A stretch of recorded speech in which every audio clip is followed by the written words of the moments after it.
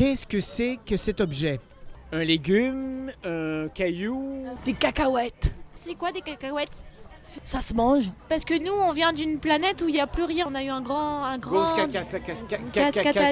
cacahuète strophe. On vient pour observer qu'est-ce qui, ici, sur la Terre, qu'est-ce qu'il existe. Il y a des plantes qui se mangent, il y a des plantes qui sont faites juste pour être jolies, puis il y en a d'autres qu'on peut consommer, qu'on peut Nous manger. sommes le 17 septembre 2016, ici à Ville. Multaneuse, Et qu'est-ce qui se passe aujourd'hui? la fête des jardiniers. Nous, on fait partie des jardiniers des Joncherolles. Tu jardines tous les jours? Le week-end surtout. Nous, on vient d'une planète et on vient ici sur la Terre parce qu'on a une petite catastrophe, quasiment rien qui a poussé. Donc, on vient ici sur Terre, on demande aux gens qu'est-ce qu'on peut faire pour que ça pousse. Là, vous avez des pommes de terre. Ici, vous avez des petits oignons blancs, la salade, des poivrons. Pour nos habitants à nous qui ne savent plus tout ce que c'est, est-ce que vous pouvez me décrire ce que c'est qu'un arbre? Alors un arbre, c'est un tronc avec des branches et des feuilles, mais qui peut donner des fruits.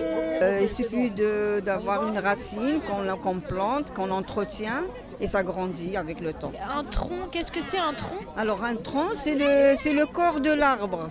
Et les branches, alors qu'est-ce Et les que ça? branches, c'est les membres. C'est comme nous, on a des pieds, des bras, donc c'est pareil pour l'arbre. Des oignons, des pommes, des tomates. Pour nos habitants à nous, est-ce que tu pourrais nous décrire, comme ça on pourra leur transmettre, est-ce que tu pourrais nous décrire ce que c'est une tomate? Une tomate, c'est un peu comme vos nez.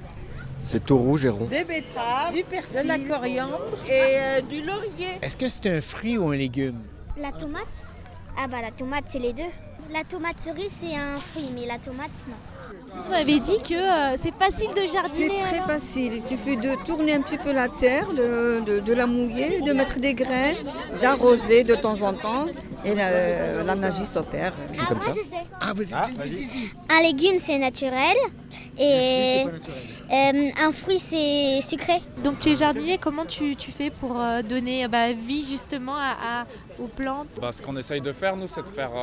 par exemple, là, on a un stand de graines, on fait nos propres graines, ce qui permet d'avoir des graines qui sont adaptées à la fois au climat, au type de sol. On a mis en marche tout un groupe d'habitants du quartier et qui se sont mis à jardiner avec nous, quoi. Donc c'est un projet collectif, c'est plus facile d'être plusieurs que d'être isolé. Je pense que le meilleur conseil, c'est de jardiner collectivement, ça donne du courage, des forces. Et ça permet à des gens d'origines différentes, par exemple en majorité des Portugais et des gens qui sont originaires du Maghreb, d'Afrique, voire de l'Est maintenant, d'échanger leurs produits. Et ça permet aussi de voir que les plantes s'adaptent beaucoup mieux que les êtres humains. Notamment, moi j'ai un exemple, mon voisin qui est martiniquais a ramené de la cive de chez lui, qui normalement ne pousse que là-bas. Et la première année, la cive a disparu complètement du jardin. On s'est dit on va attendre, on a recouvert tout. La cive est vivace et elle pousse. Donc il faut être très patient avec la nature. De toute façon, elle gagnera toujours. Il y avait des maisons qui ont été détruites ici, qui ont été enterrées et on a redonné vie au terrain à partir d'un terrain qui était plutôt mort. Du coup, ça ressemble un petit peu à votre planète. Il faut être patient avec la nature et elle gagne toujours.